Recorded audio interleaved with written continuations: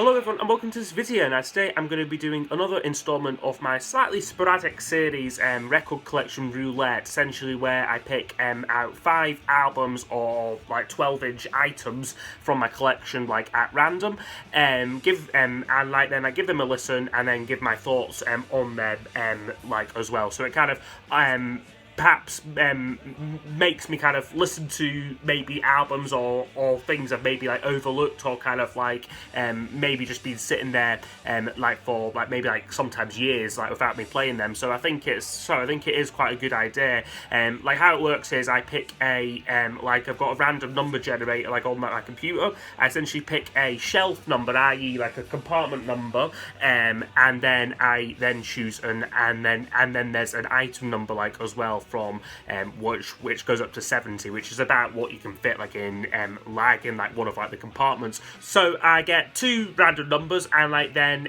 like those are like used like to locate like a random item. Okay, so I'll just flip the camera around onto my my computer, like my number generator. I'll then pick out like the 5 numbers and like then go and pick those items up. Okay, I hope this is coming through all right. This is my laptop here. So I've got just like a random number generator thing set up. So we'll do the first one, take a note of it. So we're meant to do that. So that's shelf number shelf 7, item 2, should be a relatively easy one to find.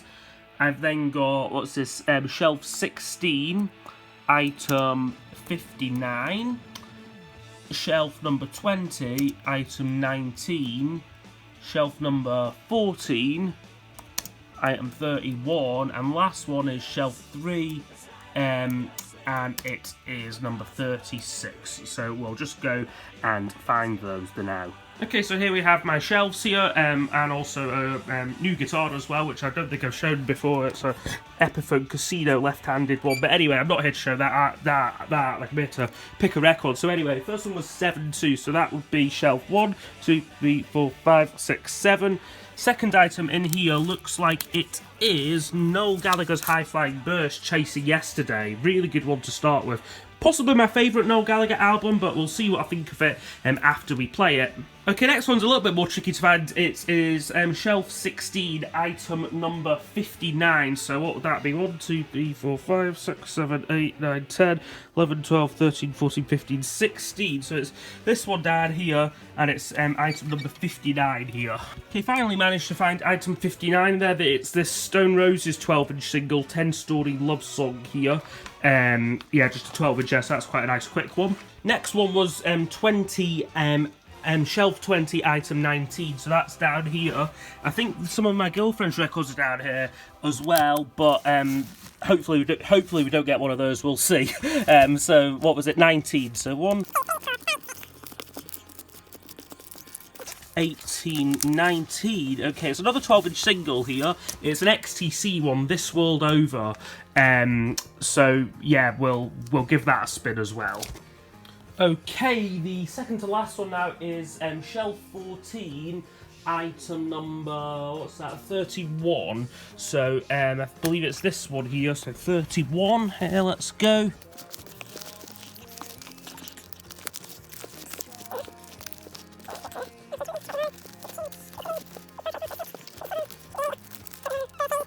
Okay, we have our 31, and it is The Pretenders, another classic album here, which, yes, I'm looking forward to hearing. Okay, and our last one is 336, so that's this shelf here.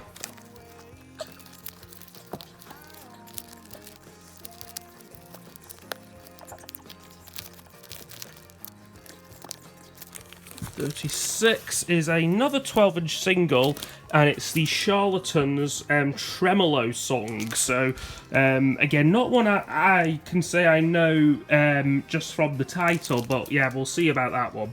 Okay, so there we have it. These are my 5 items which I've got to play. Thankfully, no double albums today. I think like the last time I did this, maybe about a year ago, I think I got 3 double albums, so it took me quite a while to get through them. But yeah, this one's quite a nice selection here. So I've got Noel Gallagher's Chasing Yesterday, his second solo album. This Stone Roses 10-story love song 12-inch single. XTC's This World Over 12-inch single, The Pretenders' debut album, and this Charlatans 12-inch Tremolo song. So yeah, I will listen to all these and then report back my thoughts. Okay, so it's a bit later in the evening now. I've played those 5 records which were selected by Record Collection Roulette, so I'm just going to quickly go through them and give my thoughts on them, after listening to them today. So first one up was Noel Gallagher's High Flying Birds and the album Chasing Yesterday. Now this is one I was very glad came up, because I think this is one of my all-time favourite albums here, to be honest. It was the record which got me into Noel Gallagher, it was this rather than Oasis, which was my entry point. And to be honest with you, I'd still actually say that I probably do prefer the High Flying Birds to Oasis, which I know is very, very, very, very controversial thing to say. But this is just such a great record, right the way through, it's really consistently top quality songs, from Riverman to Girl with X-Ray Eyes, Lock All the Doors, which is actually a reworking of a Oasis demo. Dying of the Light, a brilliant ballad, and then there's kind of a few more, a couple of tracks anyway on here, but things like Riverman, but I'm talking specifically about the Right Stuff, which is quite expansive and different, and almost kind of showed the way a little bit to kind of Who Built the Moon, which would be his next album, which I think he was recording around the same kind of time as this album. It's just really consistent in terms of quality, but quite diverse musically, which is what I really, really, really like. Really solid album here. I would still say my favourite of his 4 solo albums. Okay, next up was the Stone Roses, this 10-story love song 12-inch single. Now, this is probably my least favourite of all the ones which I got selected for me today.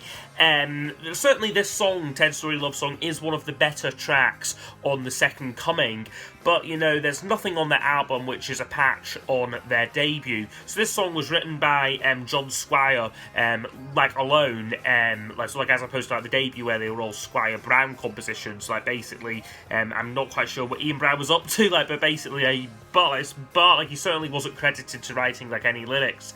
But this is a really good song though. 10-story love song is a solid track. It reached number 11 on the UK charts in 1995, and yeah, it's a decent song. For me though, the B-sides on this are rubbish, these 2 B-sides. There's a song called Moses, which is just this instrumental. It's like a kind of redo of Fool's Gold, if you know what that song's it's just a kind of carbon copy, off that, just this kind of jiving beat going on, kind of looped for about 5 minutes. It's not great. And then the other B-side is called Ride On, which does have some vocals, but again, it's that same kind of looping beat. And these would interestingly, these 2 B-sides were the last released material by the Stone Roses until they came back in 2016. They had a couple of comeback singles, but yeah, not a massive fan of this single as a whole. The B-sides definitely deserve to stay as B-sides, I would say. But the title track, the main song, 10-story love song, is a decent cut. So yeah, that one was another good pick. They also had this one which came out, which was XTC and This World Over, which, again, I think you know what I'm going to say with this. This is a brilliant song, from possibly my favourite XTC album, The Big Express. It's certainly the one that I find myself playing the most, so I'm not quite sure if that would say constitutes as my personal favourite. It probably does. I wouldn't say it's their best album, but it probably is, my personal favourite. And I mean, this is just a beautiful, devastating song, basically about kind of nuclear annihilation, with incredibly well written verses, and sort of Partridge singing lines like, "Will you smile like any father with your children on a Sunday hike when you get to a sea of rubble and they ask what was London like?" Just incredibly moving songwriting, and then that's teamed with this production which has a real sense of dynamicness to it. It starts off very plaintive and quiet, like basically like there's just not a lot going on, but then you get these kind of different textures coming in.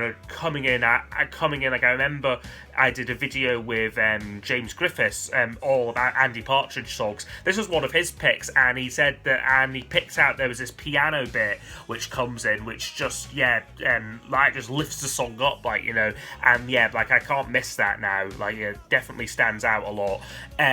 Only issue with this single though, like so I'm judging the whole single. I played both sides, both the A and the B sides. Is the B side Blue Overall, which is not brilliant. You know, it's kind of XTC were always a bit funny with the B sides. You get the occasional gem, but a lot of them you can kind of tell why they were B-sides, and this is certainly one which I don't think would have made a good addition to like the Big Express album. Would have definitely been the weakest track on there, because it's in a similar production vein, very full on, lot of Lindrum on it, and it's just like to me the song just seems a bit cobbled together. You know, there's about I think it almost feels like it's three separate bits. You know, the kind of verse, there's a kind of pre-chorus, and then a chorus, but there's just nothing linking them together, and there's a real lack of a kind of rhythm or a kind of like cohesiveness to this. It's just a lot of sounds basically, but then like a decent chorus though, like that kind of like the bit like when he sings like, for all this time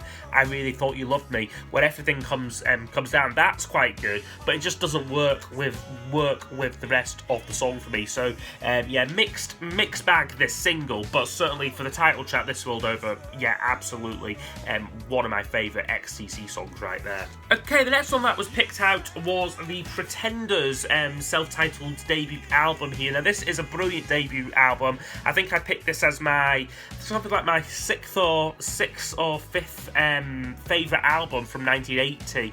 I mean, this is just a great record, so full of attitude and kind of energy. I mean, like the first side has got the real kind of punchy songs on it, like kind of great aggressive drumming, sort of there's a real like attitude to like the first side of this album, whereas I think side 2 is a bit more commercial, so it's got things like Stop Your Sobbing, Kids, which is a brilliant single. You know, the guitar work on that is just incredible from James Honeyman Scott, and then Brass in Pockets also on this album as well. It's not a song I think that they're too fond of these days. Certainly like the Pretenders, I don't think do the song live anymore, which is a real shame considering it is like their biggest hit, and I think it's a really fine song, that brilliant kind of very bright open sounding guitar riff, and then just kind of Chrissie Hynde's fantastic vocal. You know, like she's definitely they're a really like underrated band. I think like the Pretenders, they often do get like a bit lost in the shuffle like a little bit like off the kind of like the new wave bands, but I do think that like they were definitely like one of the best from like their time.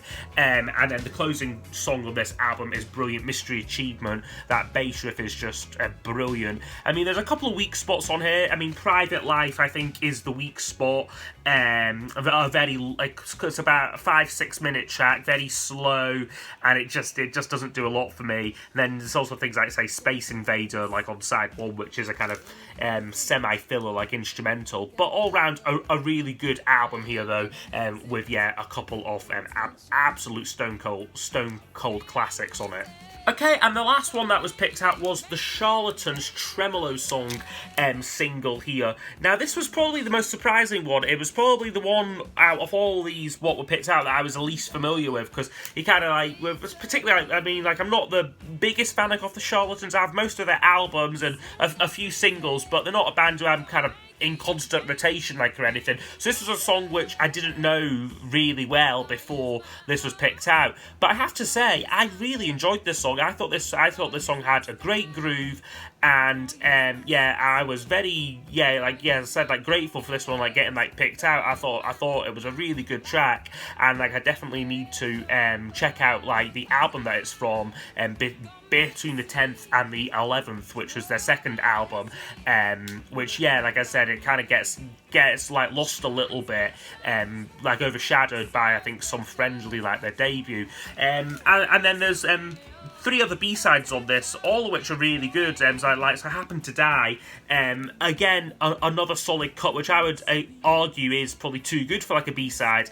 And then the other 2 songs on the other side of this are live versions of Then from Some Friendly, a great song, and Chewing Gum Weekend, which was probably the weakest cut like on here, but still decent though. So yeah, I really actually like had a good time with this single, and like you definitely need to like spend a bit more time with the Charlotte and singles like that I've got. So yeah, that's me come to the end of this edition of Record Collection Roulette. So I hope you have enjoyed. I've like had quite a good day, like just playing like those records there. So yeah, I hope you have enjoyed, and I will see you all next time for the next video. Goodbye. No one like me.